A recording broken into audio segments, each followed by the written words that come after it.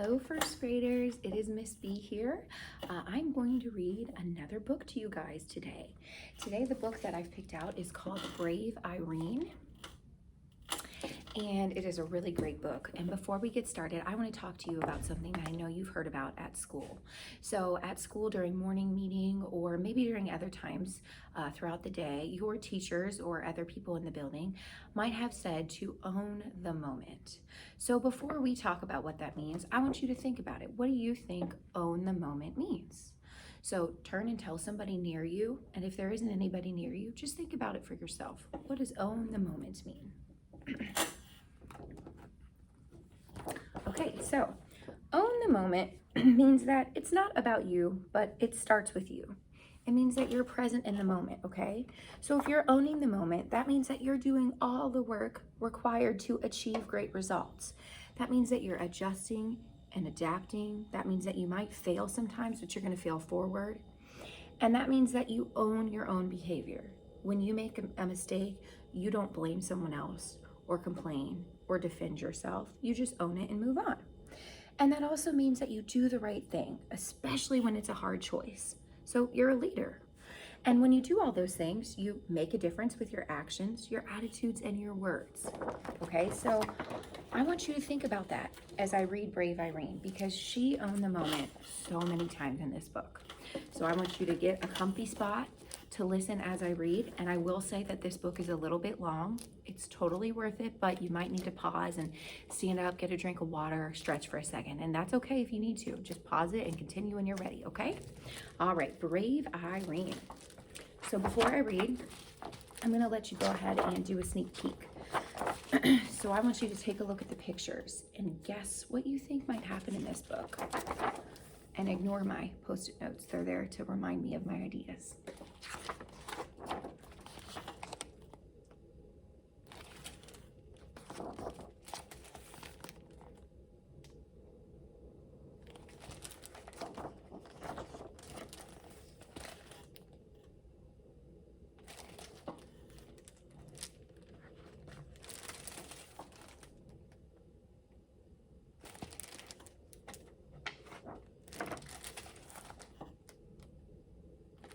Okay, I'm going to skip to the end now. Let's see what we noticed at the end.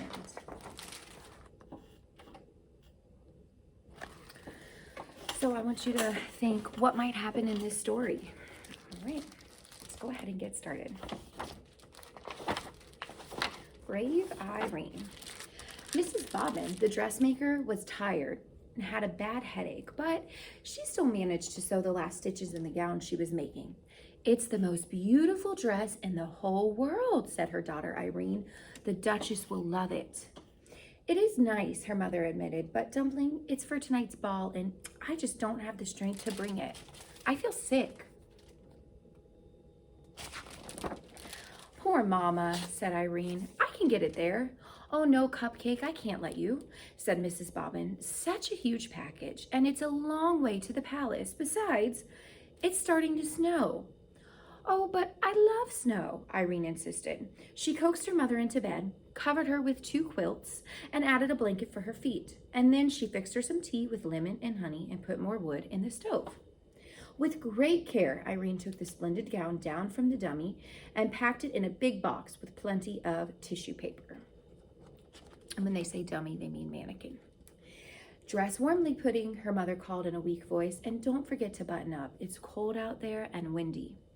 Irene put on her fleece-lined boots, her red hat and her muffler, and her heavy coat and mittens. She kissed her mother's hot forehead 6 times, then once again, but she made sure she was tucked in snugly and slipped out with the big box, shutting the door behind her. So already we see Irene owning the moment. She adjusted and adapted. Her mom had plans, but her mom was too sick to be able to deliver the dress herself. So Irene adjusted her own plans and adapted so she could help her mom. Sometimes plans don't always work out how you thought they would, but you just own the moment and move on. It really was cold outside, very cold. The wind whirled and the falling snow flakes were all about this way and that way and into Irene's squinting face. She sat out on the uphill path to Farmer Bennett's sheep pasture. By the time she got there, the snow was up to her ankles and the wind was worse. It hurried her along and it made her stumble. Irene resented this. The box was problem enough. Easy does it, she cautioned the wind, leaning back hard against it. Resented. What do you think that could mean? If you said something about like she loathed it, she was angry at it, that's what it means. By the middle of the pasture, the flakes were falling thicker, and now the wind drove Irene along so rudely that she had to hop, skip, and go helter-skeltering over the knobby ground. Cold snow sifted into her boots and chilled her feet. She pushed out her lip and hurried on. This was an important errand. So again, she owned the moment. Irene was doing the right thing, even though it was really hard for her. And sometimes when you own the moment, you do something that's difficult. When she reached Apple Road, the wind decided to put on a show. It ripped branches from trees, it flung them about, swept up, and scattered the fallen snow. It got in front of Irene, and it tried to keep her from moving ahead. But Irene turned around and pressed on backwards. So again, she adapted. She changed and just kept on moving. Go home, the wind squalled. Irene, go home, it seemed to say. I will do no such thing, she snapped. No such thing, you wicked wind. Go home, the wind yodeled. Go home, it shrieked, or else. And for a short second, Irene wondered if she shouldn't heed the wind's warning. But no, the gown had to get to the Duchess. The wind wrestled her for the package, walloped it, twisted it, shook it, snatched it. But Irene would not yield. It is my mother's work, she screamed. Then, oh, whoa, the box was wrenched from her mittened grasp and sent bumbling along in the snow. Irene went after it. Predict what you think is going to happen next. She pounced and took hold, but the ill-tempered wind ripped the box open and the ball gown flounced out and went waltzing through the powdered air with tissue paper attendants. So that means that the dress that she was delivering got taken out of the box by the wind and was blowing away. Irene clung to the empty box and she watched the beautiful gown disappear. How could anything so terribly wrong be allowed to happen? Tears froze on her lashes. Her dear mother's hard work, all those days of measuring, cutting, pinning, stitching. For this and the poor Duchess, Irene decided that she would have to trudge on just with the box and explain everything in person.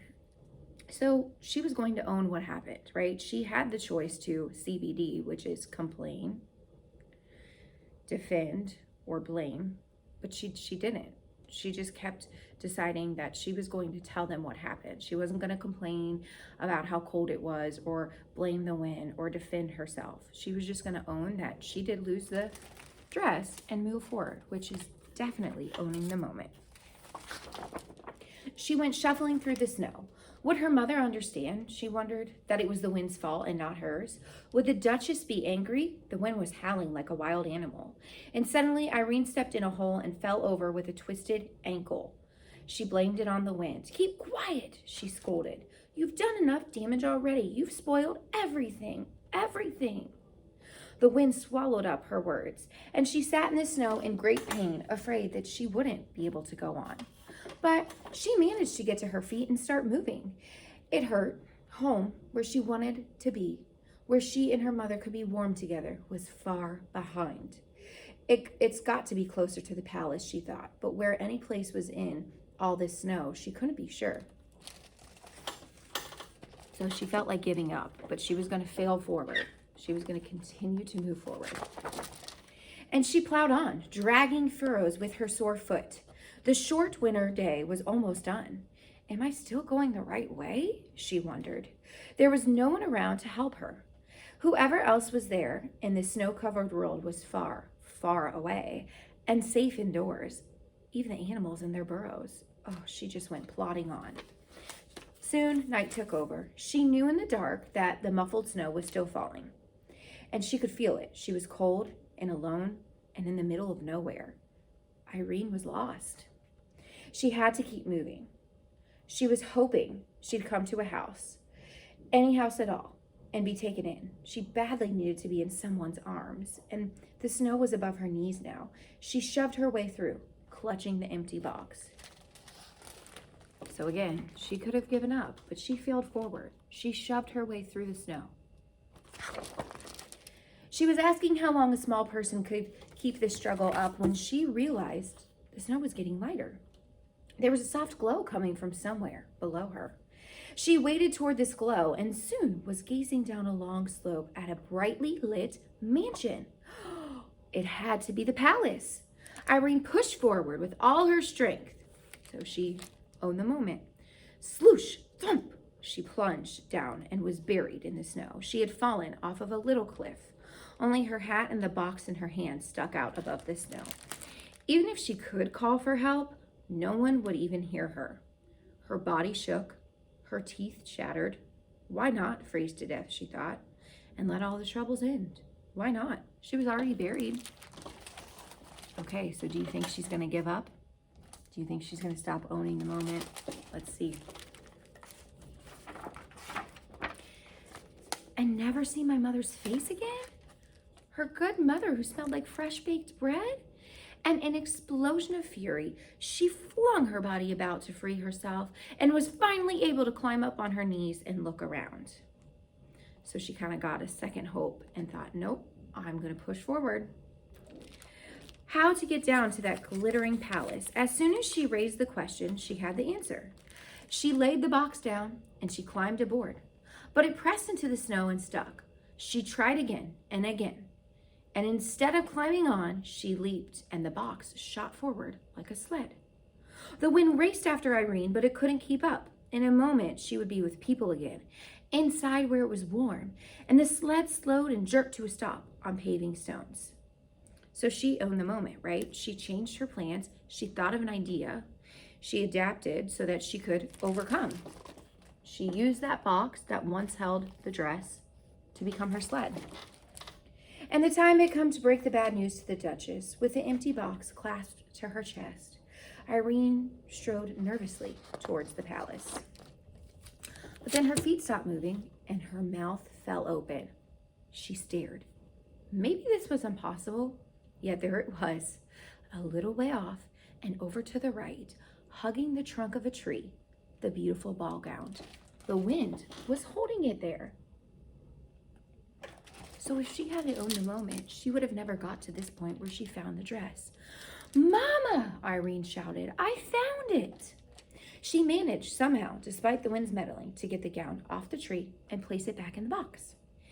And in another moment, she was at the door of the palace. She knocked twice with a big brass knocker.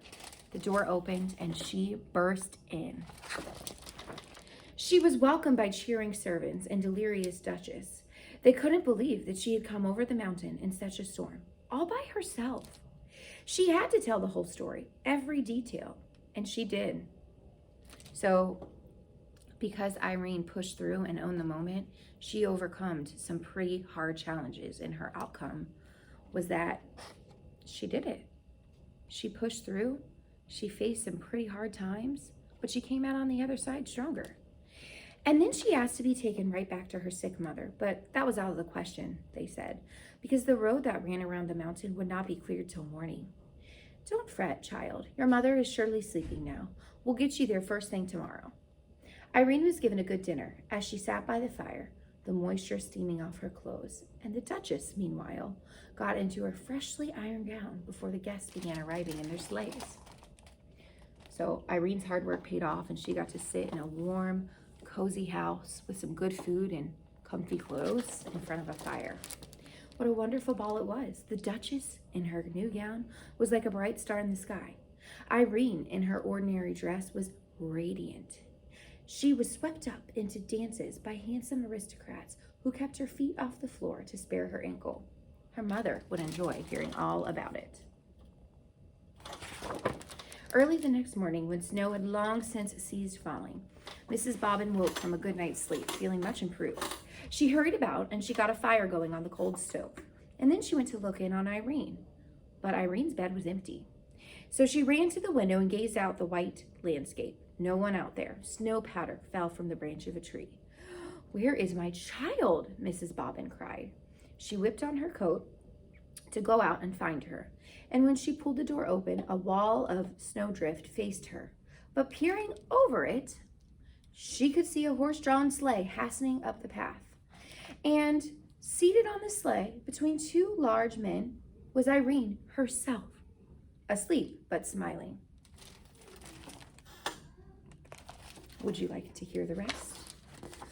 Well, there was a bearded doctor in the back of the sleigh, and the Duchess had sent Irene's mother a ginger cake with white icing, some oranges and a pineapple, and spice candy of many flavors, along with a note saying how much she cherished her gown, and what a brave and loving person Irene was, which, of course, Mrs. Bobbin knew better than the Duchess.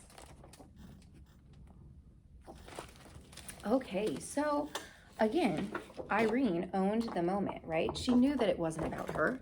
This was about the dress for the Duchess. It was about helping her mom.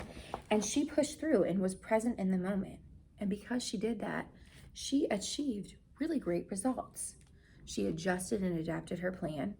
And she made a difference in the Duchess' life, in her mom's life. She did everything she could to own the moment.